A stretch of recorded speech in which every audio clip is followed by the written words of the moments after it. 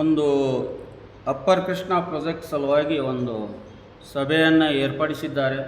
ಅದರಲ್ಲಿ ಸುಮಾರು 70 ಜನ ಭಾಗಿಯಾಗಲಿದ್ದಾರೆ. ಅದರ ಮೇಜರ್ ನಾರ್ತ್ ಕರ್ನಾಟಕ ಮತ್ತು ಎಲ್ಲ ಅಧಿಕಾರಿಗಳು, ಅದಕ್ಕೆ ಸಂಬಂಧಪಟ್ಟ UKP ಅಧಿಕಾರಿಗಳು, ಜನಪ್ರತಿನಿಧಿಗಳು, ಎಲ್ಲ ಮಿನಿಸ್ಟರ್ಸು ಇವರೆಲ್ಲ ಅಟೆಂಡ್ ಆಗ್ತಾ ಇದ್ದಾರೆ. ಅವರಿಗೆ ನಾವು ಇವತ್ತಿಲ್ಲಿ ಒಂದೆರಡು ಮಾತನ್ನು ತಿಳಿಯಬಯಸಬೇಕು ಅಂತಂದ್ರೆ, ಅಥವಾ ನಾಳೆ ಸಭೆಯಲ್ಲಿ ನಿರ್ಣಯ ಮಾಡಬೇಕಾದ್ರೆ ಕುಲಂಕುಷವಾಗಿ ವಿಚಾರ ಮಾಡಿ ಈ ಪ್ರಾಜೆಕ್ಟ್ ಕಂಪ್ಲೀಟ್ ಮಾಡಬೇಕೋ ಅಥವಾ ಮಾಡಬಾರ್ದು ಮೊದಲು ಅವ್ರು ಡಿಸೈಡ್ ಮಾಡಬೇಕಾಗ್ತದೆ. ಯಾಕಂದ್ರೆ ಮಾನ್ಯ ಸದನದಾಗ ಉಪಮುಖ್ಯಮಂತ್ರಿಗಳು ಉತ್ತರ ಕೊಡುವ ಹೊತ್ನ್ಯಾಗ 2 ಲಕ್ಷ ಕೋಟಿ ಸರ್ಕಾರಕ್ಕೆ ಕೊಡೋದು ಆಗೋದಿಲ್ಲ ಅಂತ ಹೇಳಕತ್ತಾರೆ. 2 ಲಕ್ಷ ಕೋಟಿ ಸರ್ಕಾರಕ್ಕೆ ಕೊಡೋದು ಆಗೋದಿಲ್ಲ ಅಂತ ಅನ್ನೋ ಹೊತ್ನ್ಯಾಗ ಆ ಪ್ರಾಜೆಕ್ಟನ್ನು ಇವ್ರು ತೊಗೊಂಡಿದ್ದಲ್ಲ. ಸುಮಾರು 1964ರಾಗ ಇದು ಒಂದು ಒಳ್ಳೆ ಪ್ರಾಜೆಕ್ಟು, ಅಭಿವೃದ್ಧಿಗೆ ಪೂರಕ ಆಗುವಂಥ ಒಂದು ಒಳ್ಳೆ ಪ್ರಾಜೆಕ್ಟ್ ಅಂತ ತಿಳ್ಕೊಂಡು ಅದನ್ನು ಅವಾಗ ನಿರ್ಣಯ ಮಾಡ್ಯಾರ.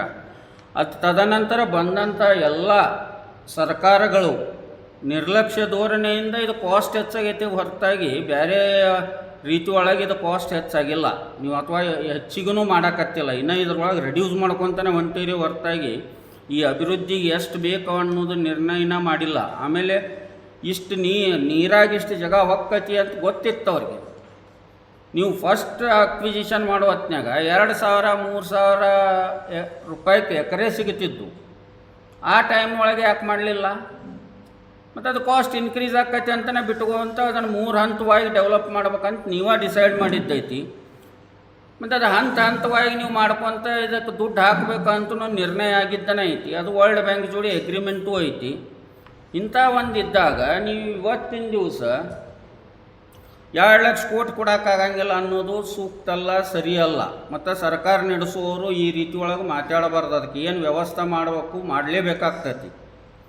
ಆ ನಿಟ್ಟಿನಾಗ ಫಸ್ಟ್ ಅದನ್ನು ಡಿಸೈಡ್ ಮಾಡಿರಿ, ಇದನ್ನು ಪ್ರಾಜೆಕ್ಟ್ ಕಂಟಿನ್ಯೂ ಮಾಡಬೇಕೋ ಬಿಡಬೇಕು ಅನ್ನೋದು ಡಿಸೈಡ್ ಮಾಡಿದ ಮ್ಯಾಗ ಇದನ್ನು ವರ್ಷ ಎಷ್ಟು ಕೊಡಬೇಕು. ಈಗ 2 ಲಕ್ಷ ಕೋಟಿ ಅಂತ ಇವತ್ತು ಅಂತೀರಿ, ಇದು ಮುಗಿದ್ರೊಳಗನ ಇನ್ನೂ ಒಂದು 40-50 ಕೋಟಿನೂ ಹೆಚ್ಚಾಗ್ಬೋದು. ಆ ನಿಟ್ಟಿನಾಗ ಸರ್ಕಾರ ಏನು ವಿಚಾರ ಮಾಡ್ಬೇಕಾಕತಿ ಅಂತಂದ್ರೆ, ವರ್ಷ ಒಂದು 40,000 ಕೋಟಿ ಮುಂದಿನ 6 ವರ್ಷ ಒಳಗೆ ನಾವು ಈ ಪ್ರಾಜೆಕ್ಟ್ ಮುಗಿಸಾಕ ಕೊಡ್ತೀವಿ, ಬದ್ಧರಾಗ್ತೀವಿ ಅನ್ನುವಂಥದ್ದು ನಿರ್ಣಯ ಮಾಡಿದ್ರೆ ಮಾತ್ರ ಈ ಪ್ರಾಜೆಕ್ಟ್ ಮುಗಿಯೋಕ್ಕೆ ಸಾಧ್ಯ ಐತಿ. ಇದು ಸುಮ್ಮನೆ ಮುಂದೆ ಹಾಕ್ಕೊತ ಹೋದ್ರೆ ಉಪಯೋಗ ಆಗಂಗಿಲ್ಲ. ಇದು ದಿವಸ ಇದು ಕಾಸ್ಟ್ ಇನ್ಕ್ರೀಸ್ ಹಾಕ್ಕೊತಾನೆ ಹೋಗೋದು ಅಂತ ಹೇಳಲಿಕ್ಕೆ ಬಯಸ್ತೀನಿ. ಈ ರಿಹ್ಯಾಬಿಲಿಟೇಷನ್ ಆ್ಯಂಡ್ ರೀಸೆಟಲ್ಮೆಂಟ್ ಆ್ಯಕ್ಟ್ 2014ರಾಗ ಕಾಂಗ್ರೆಸ್ ಸರ್ಕಾರನ ಪಾಸ್ ಮಾಡಿದಂಥದ್ದು ಒಂದು ಆ್ಯಕ್ಟ್. ಇದು ಈ ಆ್ಯಕ್ಟ ಸರಿ ಇಲ್ಲ ಅನ್ನೋ ರೀತಿ ಒಳಗೆ ಉಪಮುಖ್ಯಮಂತ್ರಿಗಳು ಉತ್ತರ ಕೊಡ್ತಾರೆ. ಹೆಂಗೆ ಕೊಡೋಕ್ಕಾಕತ್ರಿ 23 ಕೋಟಿ ಅಂತ ಹೇಳಿದರು. ಹೆಂಗೆ ಕೊಡೋಕ್ಕಾಕತ್ರಿ 23 ಕೋಟಿ ಎಕರೆಕ್ಕೆ? ಯಾರು ಮಾಡ್ಯಾರ್ರಿ? ನಮ್ಮ ಕಾನೂನಾಗ ಅದಕ್ಕೆ ಅವಕಾಶ ಐತಿ. ಆ ರೀತಿ ಒಳಗೆ ಅದು ರೇಟ್ ಆಗೈತಿ. ನೀವು ಕೊಟ್ಟಿದ್ದು ಕೇವಲ 3 ಕೋಟಿ ರೂಪಾಯಿ ಪರ್ ಎಕರ್ ಇವತ್ತು. ಮತ್ತು ಎಣ್ಣೆ ಪೊಟೆನ್ಷಿಯಲ್ ಜಾಗನೂ ಹುಡುಕಾಡಿ ನೀವು ಮಾಡಿದ ತಪ್ಪು ನಿಮ್ದಲ್ಲ. 3 ಕೋಟಿ ರೂಪಾಯಿ ಪರ್ ಎಕರ್ ಆಗೈತಿ 1 ಎಕರೆ ಜಮೀನಿಗೆ. ಅದರ ಮುಂದಿನ ಭಾಗವಾಗಿ ನಮ್ಮ ಜೀವನ ಕಳ್ಕೊಂಡೀವಿ ನಾವು. ರೀಸೆಟಲ್ಮೆಂಟ್ ಸಲುವಾಗಿ ಉಳಿದಿದ್ದಿಷ್ಟು ಕೊಟ್ಟಿರಿ, ಅದನ್ನು 100% ಸೊಲ್ಯೂಷನ್ ಕೊಡಬೇಕಂತ ಐತಿ. ಅದರ ಪ್ರಕಾರ ನೀವು 100% ಸೊಲ್ಯೂಷನ್ ಕೊಟ್ಟಿರಿ. ಆಮೇಲೆ ಭೂಮಿ ಕಳ್ಕೊಂಡಿದ್ದಕ್ಕೆ ಅದನ್ನು 2 ಪಟ್ಟು ಕೊಡಬೇಕಂತ ಐತಿ. ಅದರ ಪ್ರಕಾರ 2 ಪಟ್ಟು ಕೊಟ್ಟಿರಿ. ಆಯಿತು, ಇವಿಷ್ಟು ಕೇಸು ಆ ಆ್ಯಕ್ಟ್ ಪ್ರಕಾರ ಹೋದ್ರೆ ಯಾವುದೇ ಒಂದು ರೀತಿಯಿಂದ ತಕರಾರಿದ್ರೆ 6 ತಿಂಗಳದಾಗ ಇತ್ಯರ್ಥ ಆಗಬೇಕು ಅಂತಲೂ ಕಾನೂನ್ಯಾಗ ಐತಿ. 11 ವರ್ಷ ನೀವು ಡ್ರ್ಯಾಗ್ ಮಾಡಿದ್ರಿ, 11 ವರ್ಷ ಗಂಟ್ಲೆ ಅದನ್ನು ಮುಂದೆ ಹಾಕಿದ್ರಿ. 11 ವರ್ಷದ ಬಡ್ಡಿ ಕೊಡಕತ್ತೀರಿ ಅಷ್ಟೇ ನೀವು. 11 ವರ್ಷ ಆ ರೊಕ್ಕ ತೊಗೊಂಡು ನಾವು ಅದನ್ನು 23 ಕೋಟಿ ಅಲ್ಲ 53 ಕೋಟಿ ದುಡಿತಿದ್ದೀವಲ್ಲ ನೀವು ಅವಾಗ ಕೊಟ್ಟಿದ್ರ. ಈ ಥರ ಹೇಳಿಕೆ ಕೊಡೋದು ಎಷ್ಟು ಸೂಕ್ತ? ಒಂದು ಅಧಿಕಾರ ಜಗದಾಗಿದ್ದುಕೊಂಡು, ರಾಜ್ಯ ಆಳುವಂಥ ಜಗದಾಗಿದ್ದುಕೊಂಡು ಇಂಥ ಹೇಳಿಕೆ ಕೊಡೋದು ಸರಿಯಲ್ಲ. ಮತ್ತು ಜನರನ್ನು ನೀವು ತಪ್ಪು ದಾರಿಗೆ ಒಯ್ಯಕತ್ತೀರಿ. ನಮಗೇನು ಭಾಳ ದೊಡ್ಡ ಕೆಲಸ ಮಾಡೋಕತ್ತಿಲ್ಲ ನೀವು. ನಾವು ಕಳ್ಕೊಂಡಿವಿ, ಇಲ್ಲೇ ನಮ್ಮ ಜೀವನನ ಕಳ್ಕೊಂಡಿವು. ಒಬ್ಬರಿಬ್ಬರಲ್ಲ, ಇಡೀ ಬಾಗಲಕೋಟೆ ಡಿಸ್ಟಿಕ್ನಾಗ ಸುಮಾರು ಇವತ್ತು ರಿಹ್ಯಾಬಿಲಿಟೇಟ್ ಮಾಡ್ಬೇಕಾದ್ರೆ 22 ಹಳ್ಳಿಗಳನ್ನು ರಿಹ್ಯಾಬಿಲಿಟೇಟ್ ಮಾಡಕತ್ತೀರಿ. ಒಂದು ಬಾಗಲಕೋಟೆ ಅಂತ ದೊಡ್ಡ ಸಿಟಿ, ಏಷ್ಯಾ ಖಂಡದಾಗ ಇದು ಒಂದು ದೊಡ್ಡ ಸಿಟಿ. ನಾವು ಪೂರ ನಮ್ಮ ಜೀವನನ ತ್ಯಾಗ ಮಾಡೀವಿ. ಒಂದು ಕಾಲದಾಗ ಹೈಯೆಸ್ಟ್ ಬಿಸ್ನೆಸ್ ಇರುವಂಥ ಊರು ಇವತ್ತು ಏನೇನೂ ಇಲ್ಲ ಈ ಊರಾಗ. ಎಲ್ಲರೂ ಬೆಂಗಳೂರಿಗೆ ಬಂದು ದುಡಿದಾಗೈತಿ. ಮತ್ತು ಬೆಂಗಳೂರಾಗ ಇದಕ್ಕಿಂತ ಸಸ್ತಾ ಸಿಗ್ತಾವು ಅಂತ ಹೇಳಕತ್ತೀರಿ. ನಾವೇನು ಬೇಡ ಅನ್ನಂಗಿಲ್ಲ. 1700 ಎಕರೆ ನಮ್ದು ಏನು ಅಕ್ವೈರ್ ಮಾಡ್ಕೊಂಡಿರಿ, 1700 ಎಕರೆ ನೀವು ಬೆಂಗಳೂರಾಗಿ ಎಲ್ಲಿ ಸಸ್ತಾ ಸಿಗ್ತದೆ ಅಲ್ಲಿ ತೊಗೊಂಡು ಕೊಡ್ರಿ. ನಾವು ಬಂದಲ್ಲಿ ಬೆಂಗಳೂರಿಗೆ ಸೆಟ್ಲ್ ಆಗ್ತೀವಿ. ಇಲ್ಲಿಕ್ಕಿಂತ ಹೆಚ್ಚು ಗ್ರೋತ್ ಐತೆ ಅಲ್ಲಿ. ನಮಗೂ ಗೊತ್ತೈತಿ ಅಲ್ಲಿ ಹೋಗಿ ಹೋಗೋದು ಇರೋದು ಚಲೋ ಅಲ್ಲ ಅಂಥೇಳಿ. ಈ ಥರ ನೀವು ಮಂದಿನ ತಪ್ಪದಾರಿಗೆ ಒಯ್ಯುವಂಥ ಹೇಳಿಕೆ ಕೊಡಕತ್ತಿದ್ದು ಸೂಕ್ತ ಅನ್ಸವಲ್ದು. ಅದಕ್ಕೆ ನಾಳೆ ಬರುವಂಥ ಮೀಟಿಂಗ್ನಾಗ ಅಟ್ಲೀಸ್ಟ್ ಇದ್ರ ಬಗ್ಗೆ ಕುಲಂಕುಷವಾಗಿ ವಿಚಾರ ಮಾಡಿ ತಾವು ಒಂದು ಸೂಕ್ತ ನಿರ್ಣಯ ತಗೋಬೇಕು. ಇವತ್ತು ಬೆಂಗಳೂರಾಗ ಒಂದು ಟನಲ್ ರೋಡ್ ಮಾಡ್ಬೇಕಂತ ವಿಚಾರ ಮಾಡಕತ್ತೀರಿ.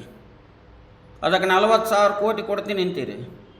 ಯಾಕೆ ಇದು ಉತ್ತರ ಕರ್ನಾಟಕದಾಗ 14 ಜಿಲ್ಲಾ ಅಭಿವೃದ್ಧಿ ಆಗಕತ್ತವಲ್ಲ. ಹೈಯೆಸ್ಟ್ ರೆವೆನ್ಯೂ ಕಲೆಕ್ಷನ್ ಆಕೈತಿ, ಹೊಸ ಹೊಸ ಬಿಸ್ನೆಸ್ ಬರ್ತಾವೆ, ಇಂಡಸ್ಟ್ರಿ ಬರ್ತೈತಿ, ನೀರೈತಿ, ಮೈನ್ಸ್ ಅದಾವೆ ನಮ್ಮ ಏರಿಯಾದಾಗ. ಇಂಥದನ್ನು ನೀವು ಅಭಿವೃದ್ಧಿ ಪಡಿಸಿ ನಾವು ಹೆಚ್ಚಿಗೆ ಅದನ್ನು ನಮ್ಮ ರಾಜ್ಯದ ಅಭಿವೃದ್ಧಿ ಮಾಡ್ಬೇಕನ್ನುವಂಥ ನಿರ್ಣಯ ನಿಮಗೆ ಯಾಕೆ ಮಾಡೋಕ್ಕೆ ತಯಾರಿಲ್ಲ? ಮಾಡ್ಬೇಕಾಗ್ತೈತಿ.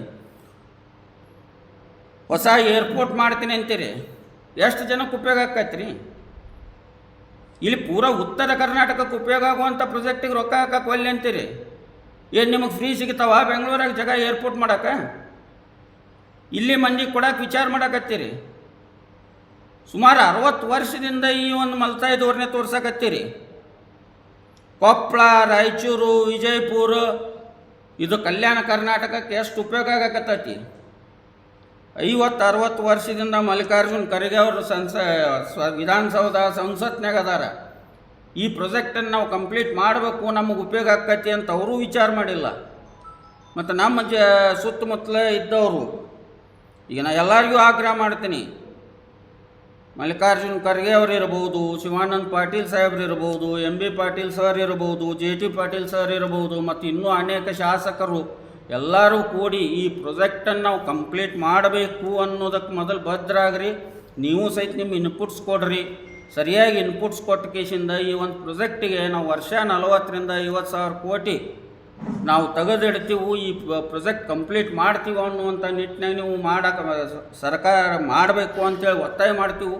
ಮತ್ತಿದು ಆಗದೇ ಇದ್ದರೆ ಇನ್ನು ಎಲ್ಲ ಡಿಸ್ಟಿಕ್ಕಿಗೆ ಅಡ್ಡಾಡಿ ಎಲ್ಲ ರೈತರನ್ನು ಕೂಡಿಸಿ ನಾವು ಒಂದು ಉತ್ತರ ಕರ್ನಾಟಕದ ಎಲ್ಲ ರೈತರು ಕೂಡಿ ಈ ಪ್ರೊಜೆಕ್ಟಿಂದ ಎಫೆಕ್ಟ್ ಆದವರು ಒಂದು ಉಗ್ರವಾದ ಹೋರಾಟ ಮಾಡಬೇಕಾಗ್ತೈತಿ. ಮತ್ತು ಅದರೊಳಗೆ ನಾವು ಹಿಂಜರಿಯೋದಿಲ್ಲ ಅಂತ ಹೇಳ್ತೀವಿ.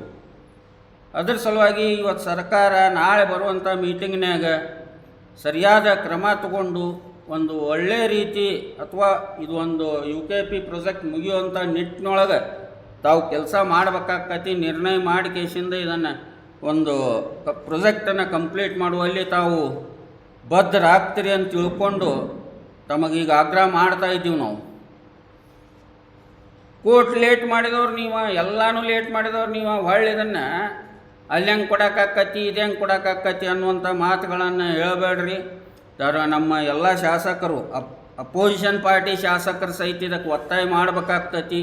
ಸರಿಯಾದ ಒಂದು ಮಾಹಿತಿ ಅವ್ರಿಗೆ ಕೊಟ್ಟು ಅವ್ರು ಸೂಕ್ತವಾದ ನಿರ್ಣಯ ತಗೊಳ್ಳೋವಂಗೆ ಸರ್ಕಾರಕ್ಕೂ ಒತ್ತಾಯ ತಾವು ಮಾಡಿರಿ ಅಂತ ತಿಳ್ಕೊಂಡು ಇವತ್ತಿನ ಈ ಮುಂದಿನ ಒಂದು ಪ್ರೆಸ್ ಮೀಟದ ಬಗ್ಗೆ ಪ್ರೆಸಿಡೆಂಟ್ನಲ್ಲಿ ನಮ್ಮ ಪೂಜಾರಿ ಸಾಹೇಬ್ರು ಮಾತಾಡ್ಬೇಕಾಕತಿ. ಅದು ಇನ್ನೂ ಒಂದು ಹೇಳಬೇಕು ಅಂತಂದ್ರೆ